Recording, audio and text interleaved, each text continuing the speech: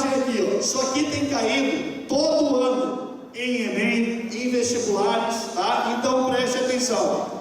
Fluxo de energia, tá? Para a gente entender fluxo de energia, a gente também tem que lembrar daquelas fórmulas lá da fotossíntese e da respiração que eu falei antes, tá? Por quê? Porque vejam bem aqui, ó. A gente considera 100% de energia em uma cadeia alimentar a quantidade de glicose que o produtor produziu, certo? Até quando o consumidor vai se alimentar dele. Sim? Prestaram atenção? Sim? Então, ó, pessoal, por favor, ó. Obrigado. Aqui, ó. O produtor, ele vai produzir uma quantidade X de glicose. Isso vai ser considerado 100%. Só que, como eu disse, ele vai utilizar uma parte dessa glicose, desse oxigênio, para produzir energia, certo? Então, quando o consumidor primário for se alimentar desse produtor aqui, ele já não vai mais ter disponível o 100% lá, porque o produtor já utilizou um pouco, certo? Aí assim, ó, esse consumidor primário, ele vai utilizar um pouco para produzir energia, vai eliminar, né, nas excreções uma parte e vai ficar com uma parte nas suas estruturas. Então o que eu quero dizer com isso?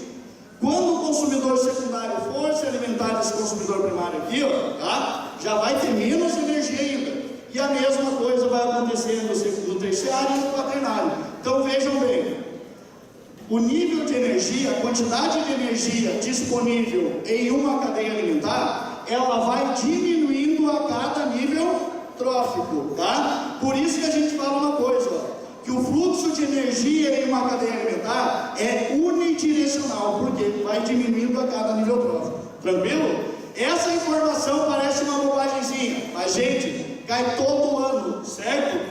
Então assim, ó, pode passar, Bárbara. Bárbara, pode passar isso aí comigo. Tá? Aqui, ó, gente, isso aqui também cai todo ano no Enem, tá? Relações ecológicas ou interações ecológicas, tá, gente? Não é só em Enem, aqui eu já posso dizer para vestibulares também, tá? O PF cai bastante, tá? URGS cai todo ano, Santa Maria cai todo ano, tá? Eu vou além do Enem aqui. E daí assim, ó, primeira coisa, pessoal, aqui, ó, por favor. Primeira coisa que a gente tem que saber dessas interações aqui, ó. Quando ocorrem interações entre seres vivos, isso pode causar prejuízo nessa interação ou não, tá? Quando não há prejuízo para nenhum dos indivíduos, a gente fala que essa relação ela é harmônica, tá? E quando tem prejuízo para algum ser, a gente fala que ela é desarmônica, tá? Tranquilo? E daí assim, ó, outra coisa, essa interação pode ser entre indivíduos da mesma espécie ou entre indivíduos de espécies diferentes. Quando as interações são entre indivíduos de uma mesma espécie, a gente fala que é uma relação intraespecífica. Intra é dentro, tá? E quando a interação entre indivíduos de espécies diferentes, a gente fala que a interação é interespecífica, tá beleza? Inter é entre, tá? Então, ó, essas interações elas podem ser harmônicas intraespecíficas e harmônicas interespecíficas. Desarmônicas intraespecíficas e desarmônicas interespecíficas. Aí, professor, tem que saber isso aí? Você acha que eu ia estar aqui falando com o tempo curto que eu tenho se não tivesse? Né? Claro que tem que saber, né?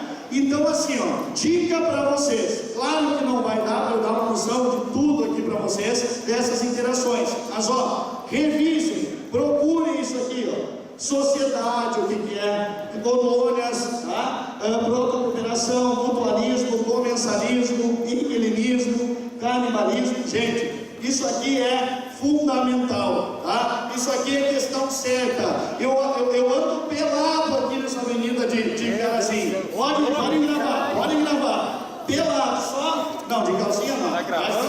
Uma vez só não gostou, cantando na bunda, não é legal. Tá? Então assim, pode passar. Ó, gente, isso aqui também é importante. Então aqui, ó. Outra coisa para vocês revisar, tá, gente? Olha aqui, ó. Ciclos biogeoquímicos, tá? Isso aqui cai todo ano. Todo ano tem uma questão sobre isso aqui. Da mesma forma, assim, ó. Não estou dizendo que vai cair a imagenzinha, mas de alguma forma isso é cobrado. Só passa para o ciclo do carbono para mim, por favor.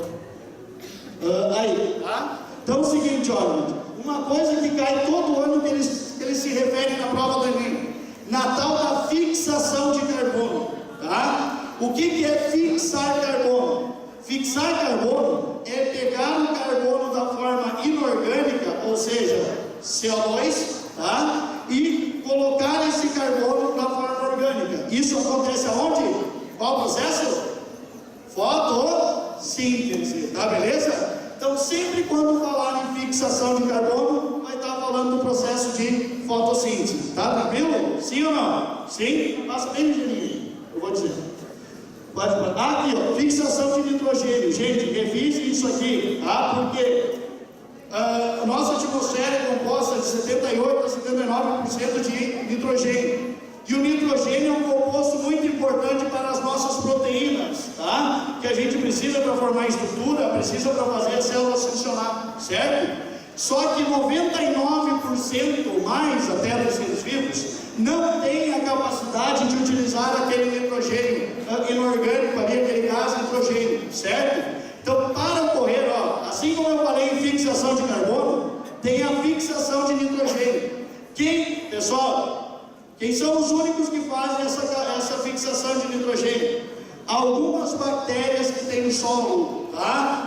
Dois tipos, bactérias nitrificantes e bactérias fixadoras de nitrogênio, tá? O que as bactérias nitrificantes fazem? Elas têm a capacidade de pegar o gás nitrogênio aqui, tá? E transformar em amônia, nitrito e nitrato, desculpe, tá? E o que isso tem de importante, professor? Porque assim, as bactérias fixadoras de nitrogênio que eu falei para vocês, elas conseguem pegar esse nitrato e essa amônia e colocar o nitrogênio nos aminoácidos que posteriormente vão formar as proteínas, tá tranquilo? Sim? E daí, aquele nitrogênio que era inorgânico se transformou num nitrogênio orgânico e entrou na cadeia alimentar. Tá tranquilo? Sim ou não? Sim? Então, ó, gente, outra coisa para vocês abrir o olho é sobre efeito estufa, tá? Então, os gases causadores de efeito estufa, os principais são quais? Gás carbônico, né? E o metano, tá tranquilo? Sim? Gás carbônico que é liberado nos processos industriais, da respiração, né? Processo de decomposição, né, gente? Pelos automóveis. E o metano que geralmente é liberado por processos de decomposição. Inclusive, né, aí uma questão no Enem que tinha lá uma charge com um monte de vaquinhas e pedia que relação aquilo ali tinha com efeito estufa.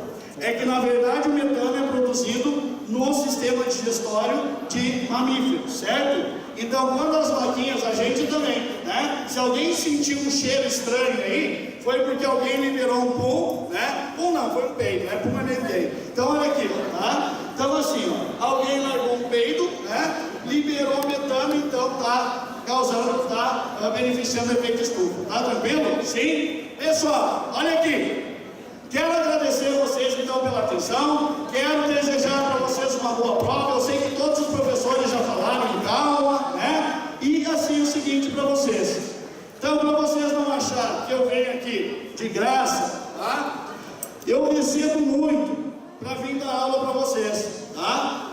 E para vocês não acharem que eu sou mercenário, eu vou, tá, gente? Liberar uma grana da que eu ganhei aqui para dar esse aulão, certo?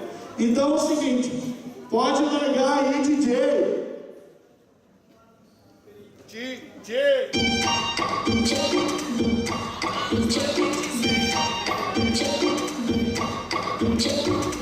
Contando os plaquetes 100 dentro de um Citroën. Aí nós convida porque sabe que elas vêm. De transporte nós tá bem. De Hornet ou 1100. Kawasaki tem bandido, RR